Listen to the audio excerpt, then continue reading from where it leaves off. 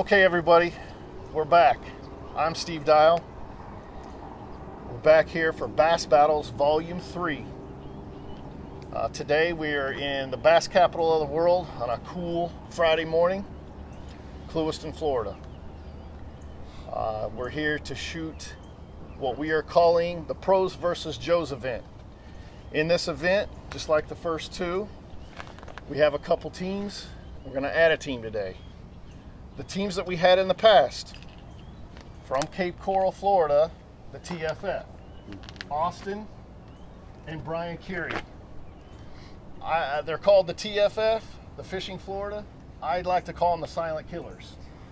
They don't say much. They use a lot of body language and some kind of verbiage that we can't even understand. They're brothers. They do really well. The Silent Killers are pretty solid. Don't underestimate them. Then we have the team from Lehigh Acres. My sons, TeamStepbrothers, Devin and Steve Jr. This is calamity and chaos on the water, but somehow they win. They've won the last two UBass tournaments and both putting up 20 pounds. Don't ask me how. They're doing it. They're quality. Don't underestimate them. Okay, this round we're going to turn it up a notch. We're going to inject another team, which I'll get to in a second. We're also going to allow all gambler baits instead of selecting them, okay? Everybody good with that? Yep. Wide open gambler baits. Anything you want to throw, we'll go over what did the job or won the tournament, per se, at the end of the event, okay? Now, the third team, and this is where it gets interesting. I'm going to be fishing in the event, and my good buddy JT Kenney is going to be fishing in the event. From Palm Bay, Florida, over 1.2 million on the FLW Tour. He likes this lake a lot. So, the Pros versus Joes event is getting ready to kick off. Now, in this event, we have marshals. I have Cotton Wellman, Tommy Burgess Jr., and Mikey Balls is going to be camera boats and checking on us and marshaling us, making sure we do all the fish correctly. You guys ready to do this? Yep. I'm ready to go. Record. You know the rules. Record them instantly.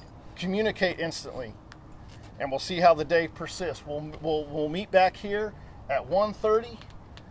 We'll go over the winning tactics, and we'll see how this goes. All right. Anybody have any questions? Nope. That's it.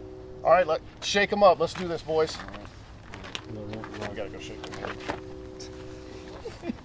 Good luck, sir. You too, man. Good luck, guys. Good luck, sir. The silent killers. Okay, guys. Thanks. We'll see you at 1:30.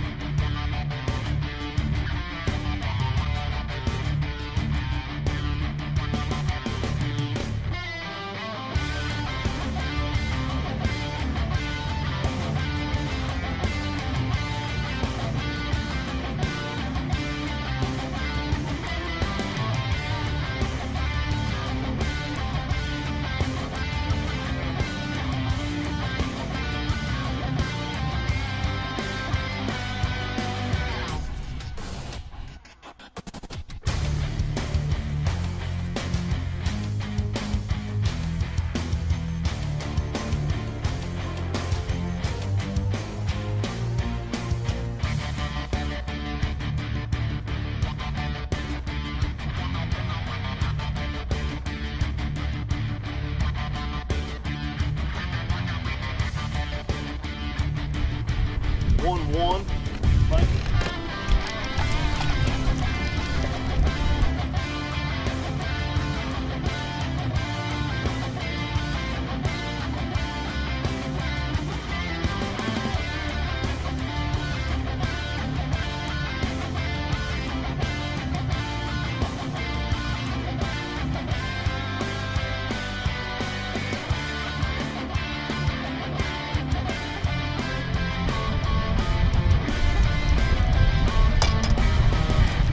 114.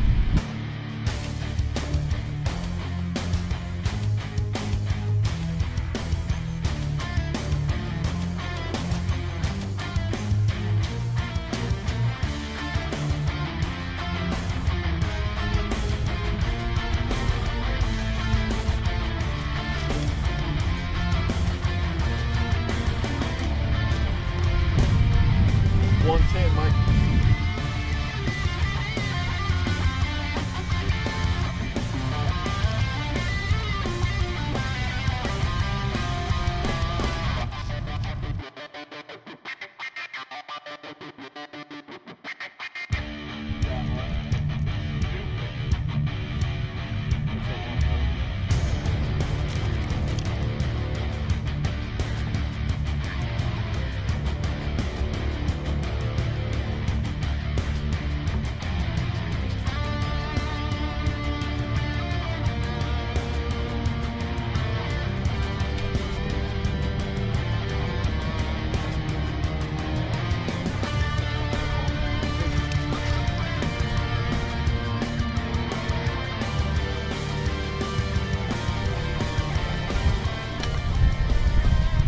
Dot.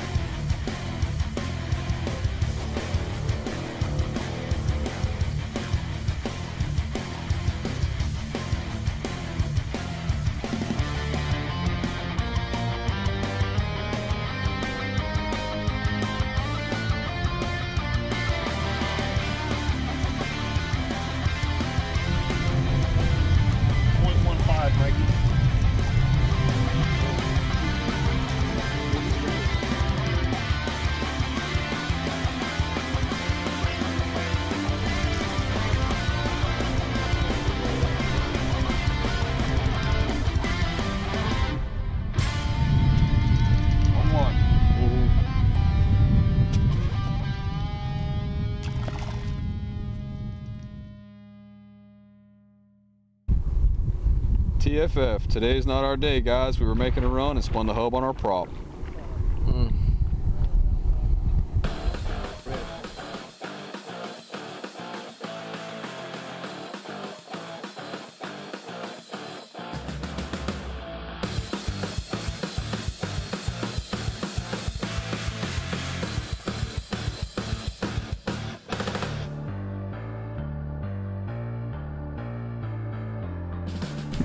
Alright guys, so we just spun the hub on our prop and we're in the rim canal.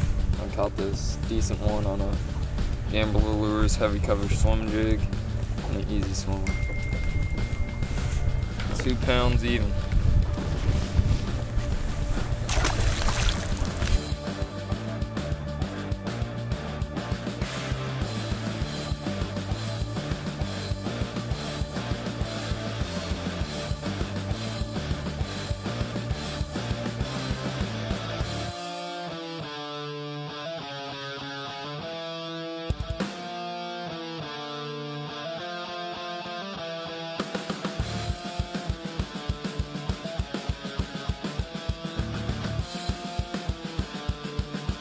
On the dot.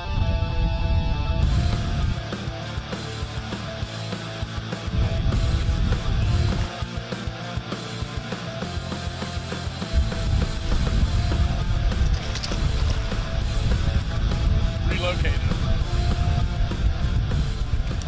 Another one on the dot.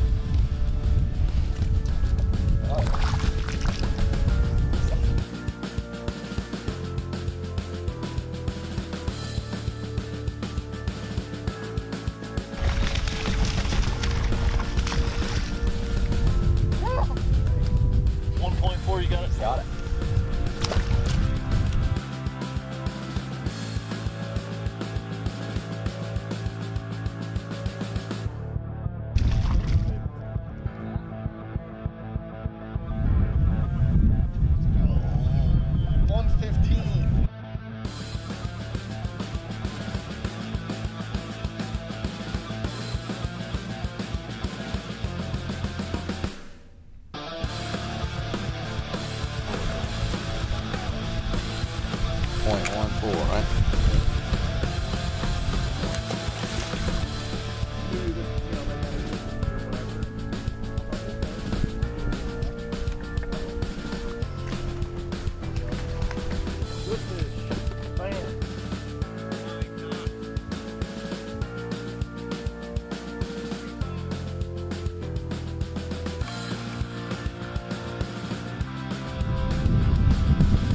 JT just popped a 2-1. We didn't get it on camera, but flipping a few junky kind of thick mats. We're texting it on over.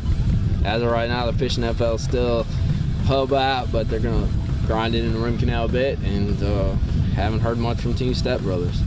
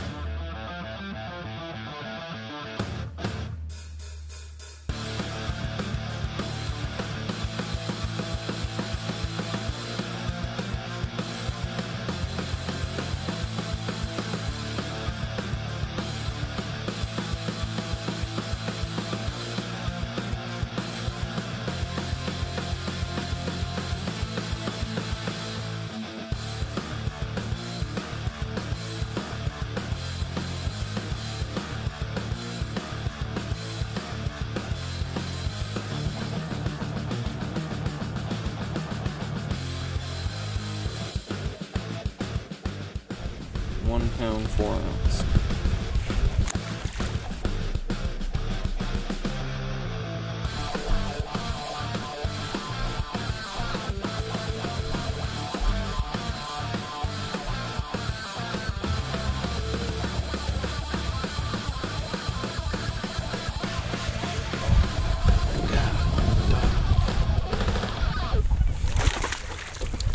Nice one too, man. £2 1 ounce. 6 pounds. Okay, everybody, the day is concluded on Bass Battles Volume 3, live. It's about 2 o'clock here in Clewiston. We're done fishing for the day.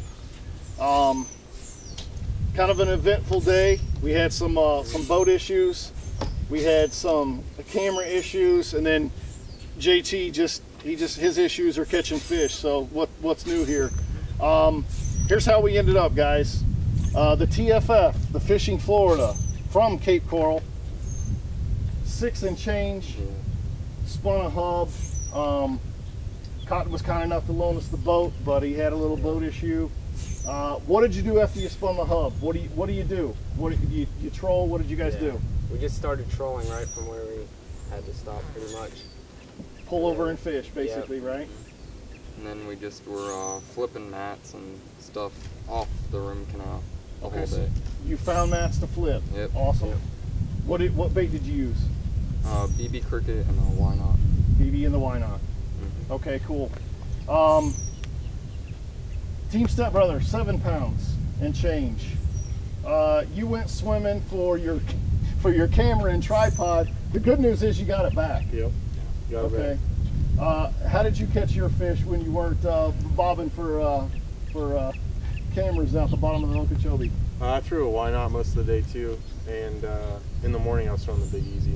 Big Easy. Yeah. And you had some nice blow-ups on the Big Easy, right? Yeah. Even later in the day, I threw the Big Easy a little bit, and I got laced on it too. Not major committers though. That's No, okay. And Devin, Mine was caught on the cane toad. King toad. Yep. Interesting.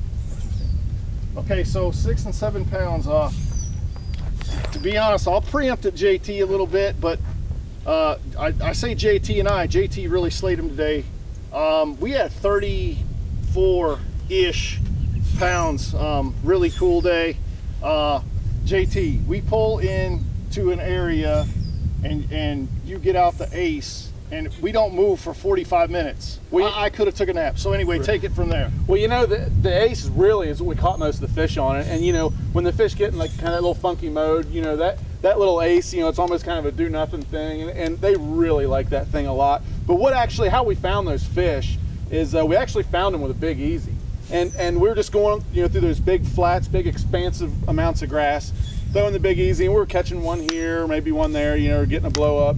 And then I threw through this one open hole in the grass, and I had about 3 different fish. None of them big, but 3 different fish trying to get that Big Easy. And I knew right then, I just kind of let the boat just drift in there, and I threw the Big Easy in there a couple times and caught 1, maybe 2 on it. But the second one I caught on the Big Easy, I let it fall down to the bottom, and one boom, and picked it up right off the bottom. So right then, that told me to pick up that ace, and I picked up that ace, and I think we caught 13 or 14 in a row on that ace, you know, and none of them real big, but just, you know, just decent little fish. So we sat there and worked that area out. But paying attention to what's going on and using the different baits really helps you a lot, because we might not have found, and we ended up catching a lot more fish on the ace after that, if we wouldn't have been paying attention. And you know, when those couple of fish tried to grab that Big Easy, see, we actually used the Big Easy to unlock a whole bunch of fish that were right there. I agree. So it's just, you know, it's being aware of your surroundings and paying attention to what you're doing. You know, that really helps you when you're out there on the water. If you just, you know, don't get in a hurry and keep throwing. Yeah, just kind of let stuff come to you, and it'll really help you in your fishing. And we demonstrated that really well today. That was a big thing that I learned today. The reason why he stopped and froze, there was fish there. There was a ton of fish there. So that was crucial today. A lot of times you just burn past it and think that there's a massive topwater bite everywhere. We stayed on him. He caught 4 or 5 in a row. One key, you bet a belly weighted 5/0 on that black and blue ace. Is that correct? With the blue tail, and I don't think I can sit here and tell you that we might not have caught just as many fish without having the blue tail on that ace. Right. But to me, that blue tail has always I have a lot of confidence in it. Right. And it's just always been a real good producer for me, you know, and it's, I'm sure everybody knows the color. It's just black with blue fleck, but then it has just that little blue tail. And you know, that, like I was saying, that ace is basically a do-nothing bait, but really when it falls, and especially when you put that belly weight on it, it makes it fall a little faster, and when it falls, it really, it kind of flutters a little bit. And that water where we were at was a little bit dirty. Right. So I think that little blue tail kind of kicking and waggling going down might have been just enough to get those extra couple of bites. Anyway, we had a great time. Thanks Gambler, thanks Air Advantage. Thank you JT for taking the time. I had a blast. This guy's real busy. I mean, we're all slammed with something. We got school, we got work. JT does this for a living, and he took a day to spend with us. Thank you very much. Cotton, Tommy Burgess, and Mikey Balls for being marshals. I appreciate everything, and let's do it again sometime.